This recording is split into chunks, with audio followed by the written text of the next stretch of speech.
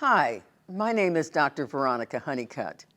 I am the chair of the Legacy Foundation, an organization which was established as part of the Bayview Hunters Point Shipyard Redevelopment Project. I've been involved with the Legacy Foundation since 2007.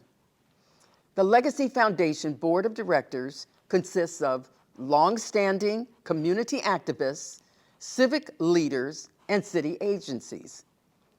Our organization strengthens the community by providing needed resources to the Bayview community, including home ownership down payment assistance, Hacker Hub support, and scholarships. In the future, we look forward to providing construction contractor assistance, a travel abroad opportunity, and other educational and community activities. In addition to providing resources to those causes, a core tenet of the Legacy Foundation is supporting neighborhood building, events that celebrate trailblazers in community advocacy. There are so many unsung heroes in our community who are not recognized for their extraordinary work in the community. So the Legacy Foundation is pleased to host an event tonight for these honorees. The honorees include a diverse array of individuals whose exceptional kindness, dedication, and compassion set them apart.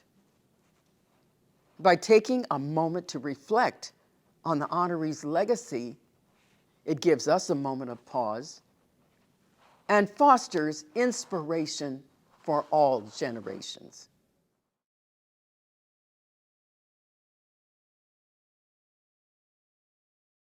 Doris McGwendolyn. She uplifted those around her with her selfless advocacy and political involvement. She became my second mother instantly. She truly was a friend to all and mother of the world. She just played a pivotal role in every aspect of my life. The knowledge about different cultures, knowledge about customs and religions. She taught me love, honor, respect.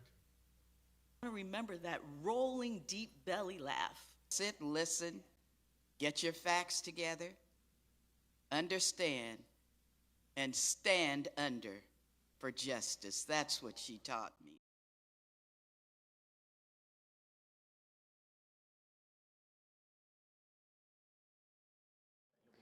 So my name is Jason Johnson with the San Francisco Police Department, and I'm the founder of Operation Genesis.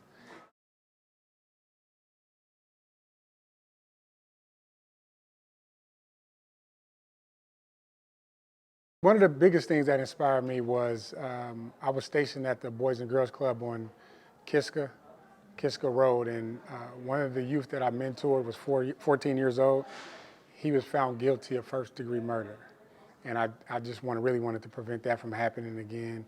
And through that situation, Operation Genesis was born. The whole purpose of Operation Genesis was to, number one, create a culture or a village within the community and start bringing everybody together.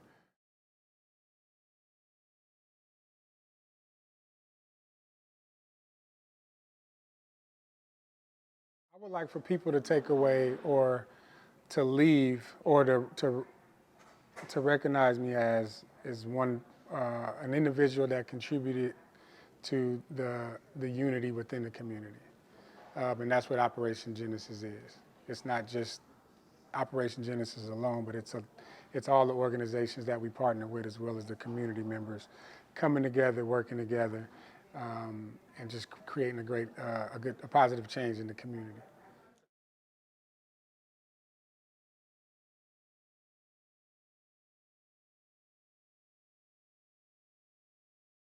Things that inspire me for the future of the Bayview is really the community. You know, you working with youth that were going one direction and then knowing that you helped impact them to turn another direction. And, you know, we relatively new in terms of the longevity. So I'm just waiting to see, I can't wait to see the outcome of the individuals that we work with when they become young adults.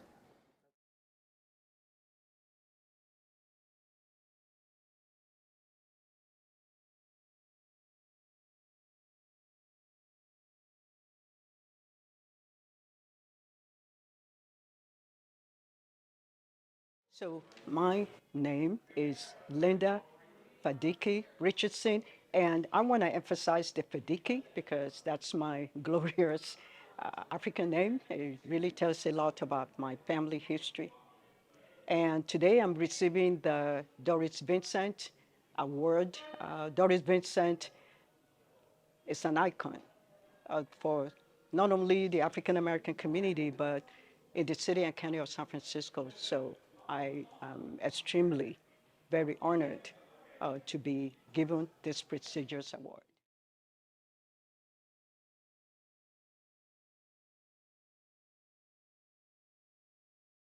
So what inspires my past, present, and future aspirations? Let me just start that I was born and raised in Nigeria.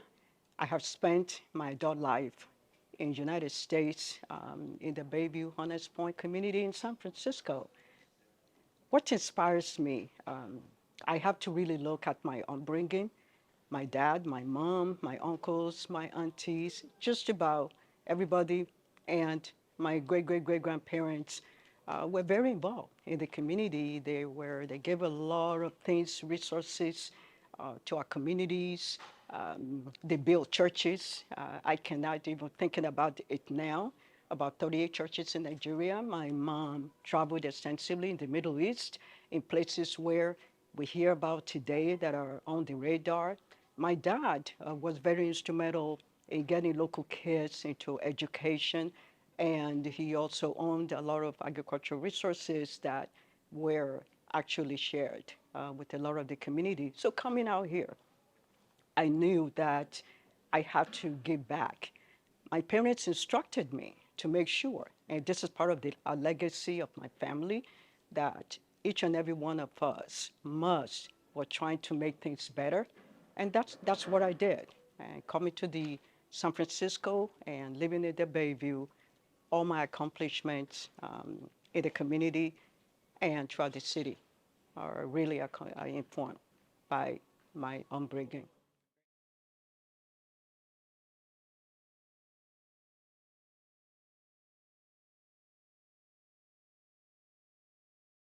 All my work that I've done in the African American community, basically my background is in land use planning, transportation, emphasis on complex development, and I have utilized that, my skill, to trying to look at the environmental justice. I led the environmental justice in the Bayview, shutting down the PG&E power plant here, preventing an energy company from trying to locate in the Bayview, despite the fact that this is an environmental justice.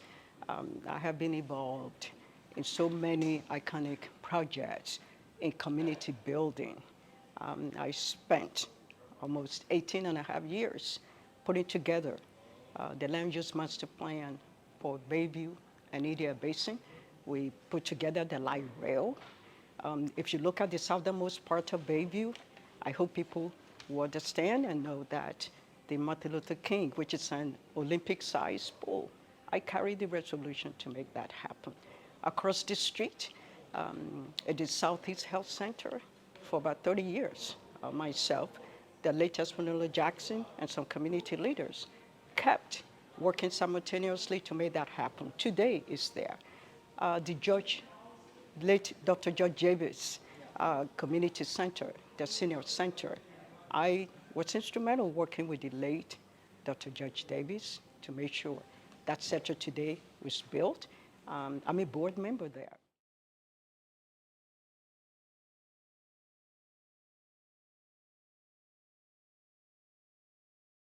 We have a bright future, but I think one of the challenges we have, when I first started out, we had the population of the Bayview. I'm really concerned that because of gentrification. And so what I'm doing now is working tirelessly with the youth and young people so that we can pass on the baton. We spent decades to trying to build the infrastructure and making sure, create the vision that we want in our community, but we need our young people to kind of help us for the implementation. So a lot of work to be done, and Bayview has a bright future.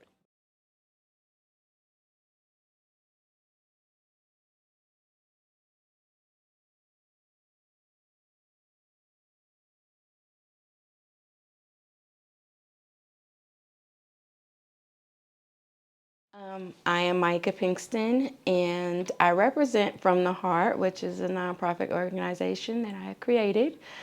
I am the Commissioner for Environmental Justice, SFPUC, as well as community leader for the Bayview Hunters Point Hill and Bayview Hunters Point as a whole. Amongst being a mother, a grandmother, older sister, an aunt,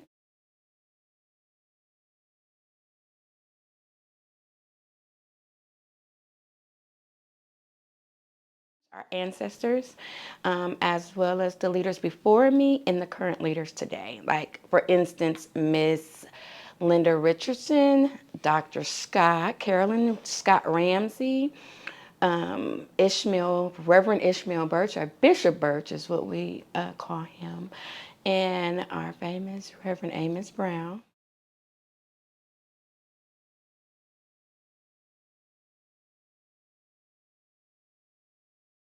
That it was all from the heart. No pun intended. I love the people. I love the people here, and I just feel like they deserve better.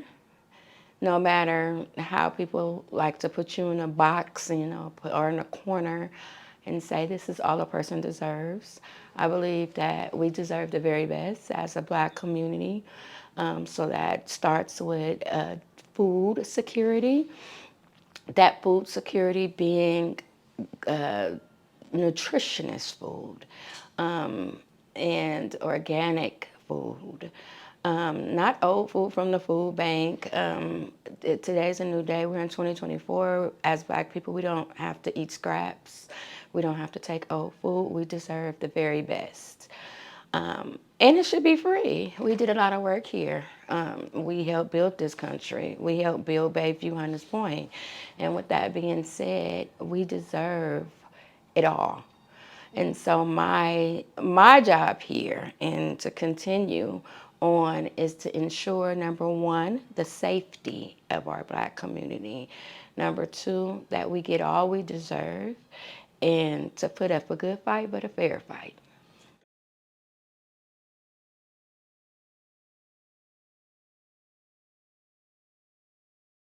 Miss Espinola, I believe, sits on my stairs every night. And I believe the ancestors, they called on me for this, because this was not I did not go to school for this. But my ancestors have prepared me for this, and they are definitely protecting me through this. And so with that being said, to be in this building and to be a part and to be interviewing in this building, that shows me that they got my back. So I'm going to continue all the work that I do with the support of all the help that I have.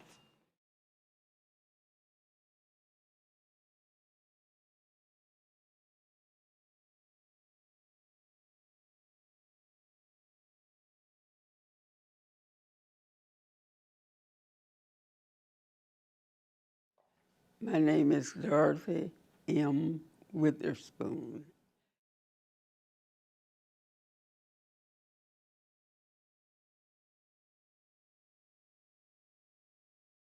Well, when I first moved here and my daughter started to school, I followed her every day.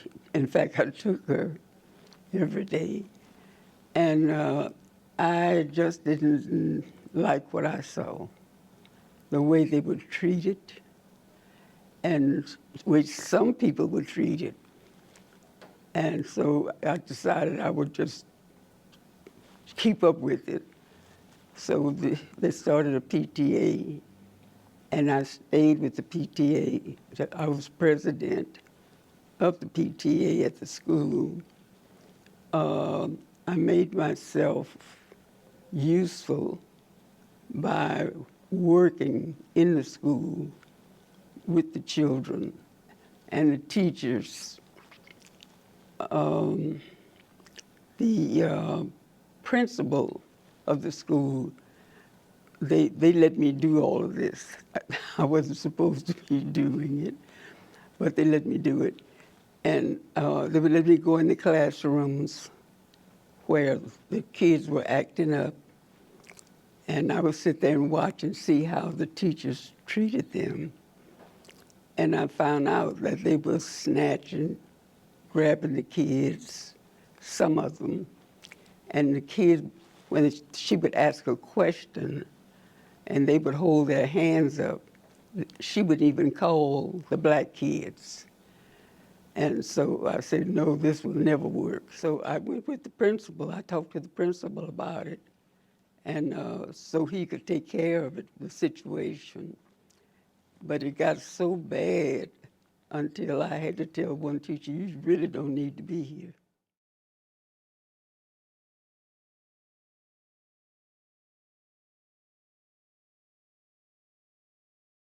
That I was a Christian, and that I demanded that people respect me.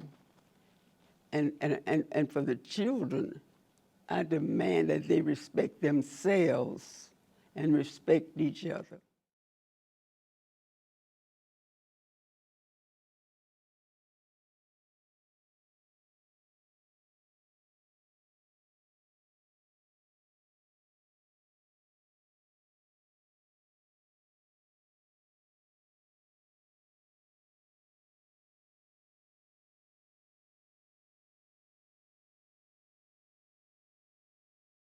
When my grandfather came here, he worked in the shipyard, he became very successful, and he bought 9.5 acres of land, a sharecropper now. And then not only that, but he built 3-bedroom houses, 3-bedroom home for us to live in, you know.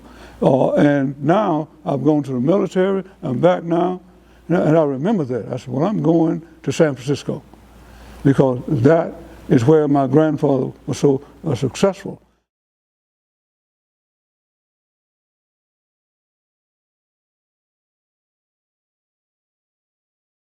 I credit that one to the Bible. St. John 3:16, God so loved the world that he gave his only begotten Son, that whosoever should believe in him would not perish but have everlasting life. So God loves us all, why can't we love one another?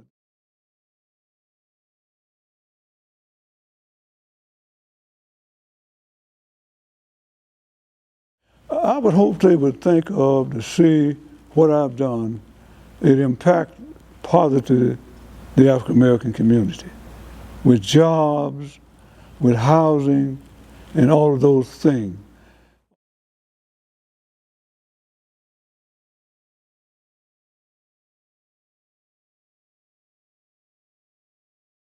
Okay, well, one is the shipyard and the area here where the old ball game and all that. Candlestick Park. Yeah, Candlestick Park. And I have get all that plan approved.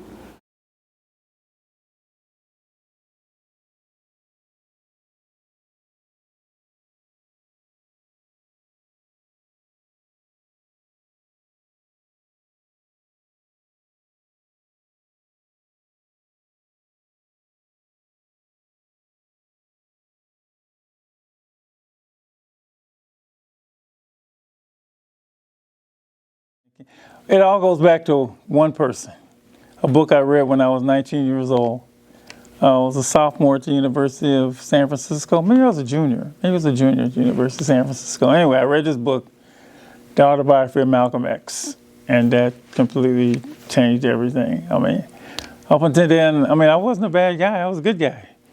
But my major goal was to graduate, get a house in the hills, drive a few BMWs, and that's it. But after reading the autobiography, I mean, I knew I wanted to be a community person.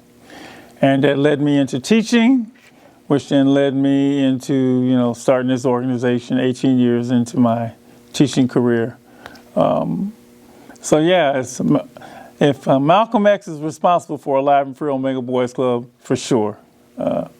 Maybe the other thing is when I was 6 years old, my grandmother told me, the more you know, the more you owe. And I didn't know what it meant, but Malcolm helped explain what it meant as I grew older. And that means as you grow in progress in life, so you must help others to do likewise. So let's put Malcolm and my grandmother in the pot for getting what you got today.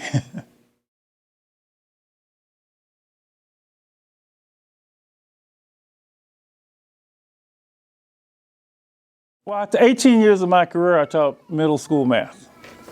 Schools a lot of people know about, you know, Aptus Middle School, Aptus Junior High was then, and then, you know, Potrero Hill,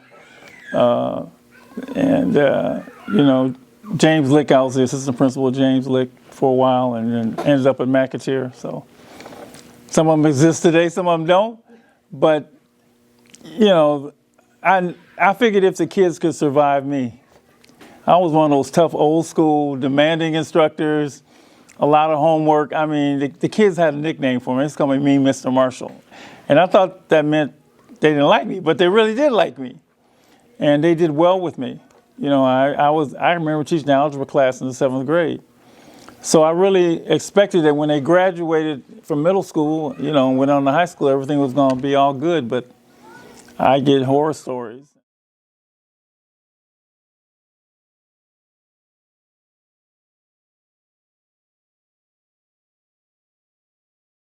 Just the young people. Young people. I was young, right? I mean, I was, you know, I'm from Los Angeles, but I came up here to go to the University of San Francisco. And, you know, I was 20 when I started, my classmates and I started the BSU at the USF. I mean, 20 years old, right? At 22, I was teaching at a school that doesn't exist anymore, Woodrow Wilson High School. I'm a 22-year-old kid teaching 17, 18-year-old students at that school. And if you look at all the, you know, the civil rights movement, Martin Luther King was 26 years old when he accepted the role as the leader of the Birmingham boycott. So the good thing about young people are idealistic. They believe, they have energy. They want things to change. They will get involved. So, you know, they inspire me all the time. And just seeing all the young people that have come from the Bayview here and are doing their thing now, it's beyond inspirational. It's you know, people get inspired by seeing other people do things. And so I know that, you know, when you get it in you, when you become conscious and you want things to change, you're gonna make changes and make things better for others.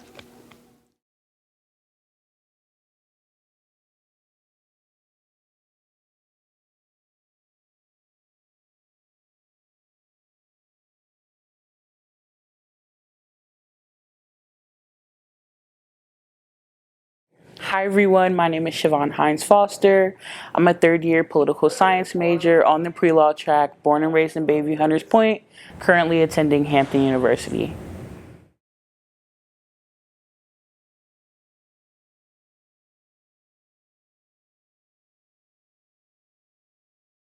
I would say what inspires my leadership in my community is the shoulders that I stand on. I believe that Bayview, especially Hunters Point, has a rich history of activism, especially female-driven activism. So I think about people like the Big Five or even Miss Doris Vincent, who have paved the way for a lot of strong roots in the Bayview and always advocating for what we need.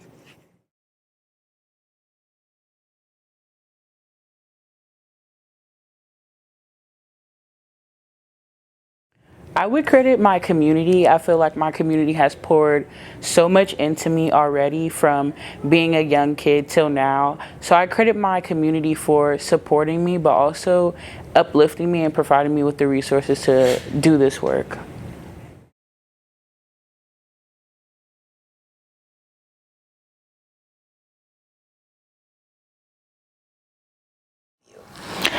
What inspires me for the future of the Bayview is the youth. I feel oftentimes we hear the saying that youth are the future, and I truly believe that. I believe that when we look back at history of San Francisco and also in Bayview Hunters Point, we see a strong sense of youth advocacy. And I feel like my community has always given me the opportunity, resources, and support to do my work and continue my advocacy. So I hope that continues on for the next generation, and I hope to serve as a beacon of light for them in the future.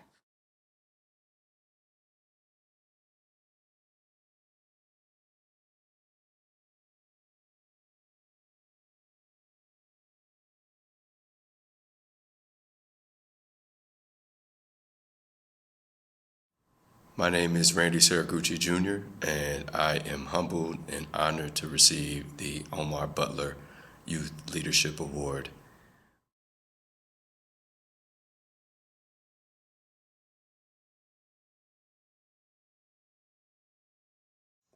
What inspired me to join Urban Ed Academy and push to evolve the work we were doing with the Saturday School into a campaign to place one black male teacher in every elementary school in San Francisco, starting with the Bayview, was this notion, the ethos of you can't be what you can't see, and that representation matters.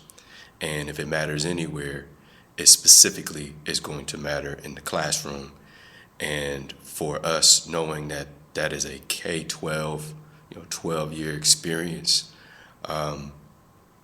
I was inspired to make sure that we continued the original ethos of the work, starting early and making sure that that representation was there early, so that students, families would have that experience to carry, for the rest of their lives.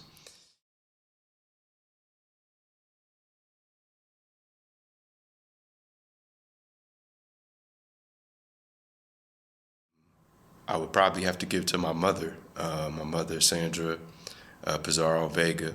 She instilled in me early on this passion for service and this passion for community and overall this passion for giving.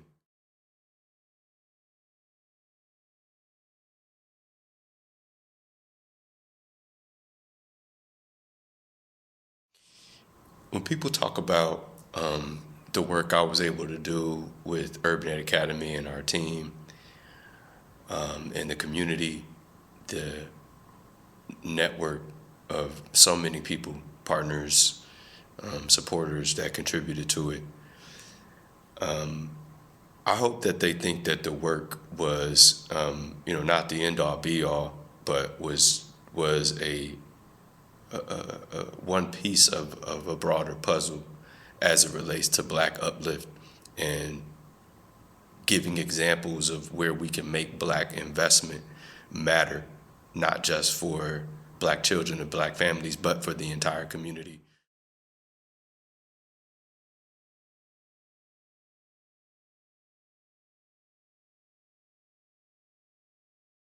We all know how resilient Bayview is as a community.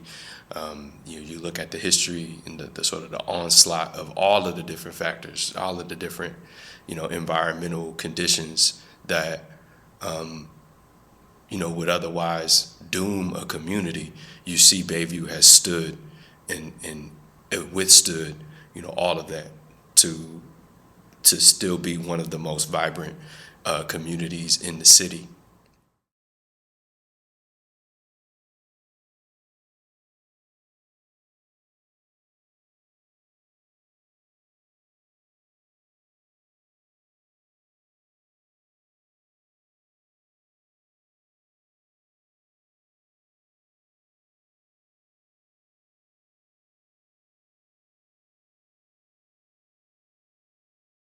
I think it was pretty much instilled in me. And when I say that, that's because my great grandmother in Louisiana from Colfax. She was someone that everybody acknowledged, and if they had a need, she was the one that was there to help and support. If it was, giving them food, and we had a store there. We also had a club there, and she was the go-to person, and she always looked out for anyone that would come to her. Then from that, my grandmother, she came here from Louisiana during the era of the shipyard, and was an activist here, Maurice Curry. And so looked out for the community as well. Another person in the community went to, or anything that she knew, she made sure she shared it with the community so that they can get into housing, so that they can get a job, so that they can get into a training, and then my mom, which was into healthcare, something that I do, naturally myself. So I think it was something that was pretty much instilled in me, and that is something that I do as far as getting into the community, sharing with the community about what's happening, what's going on, and being sure they're aware of the different resources that's available.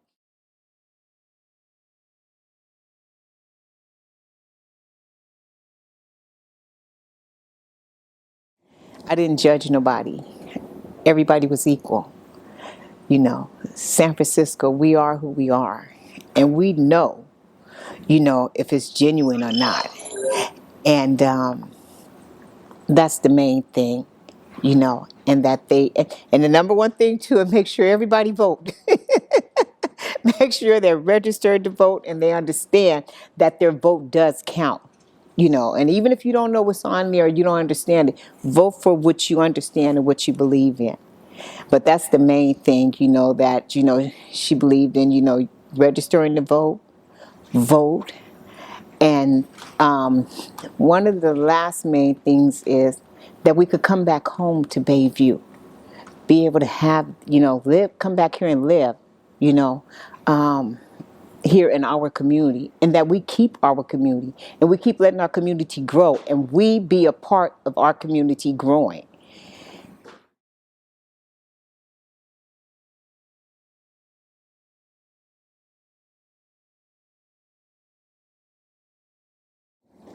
That'll continue to grow. And again, as I had shared, that everybody can come back home if they choose to. The children, the grandchildren, the great-grandchildren, generations to come, that they have a home here, work here.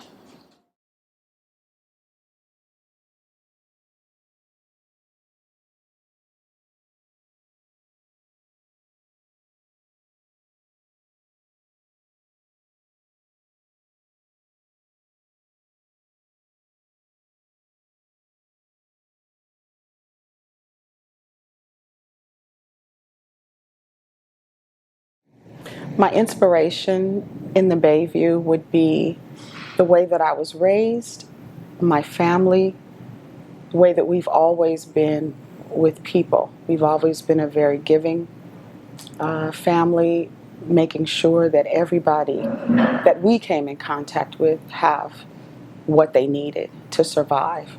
And so this work that I do every day, that I'm so happy to be doing every day, that no matter what I'm feeling, I'm able to get up and serve in the community that I love so much.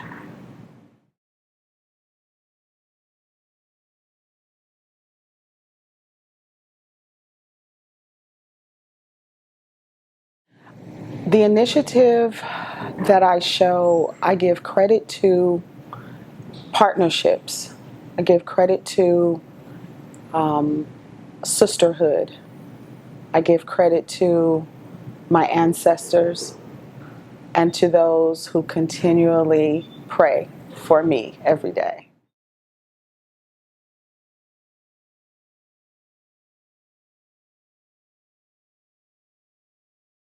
I would hope that people would think of me as being a very caring, empathetic, understanding person in this community.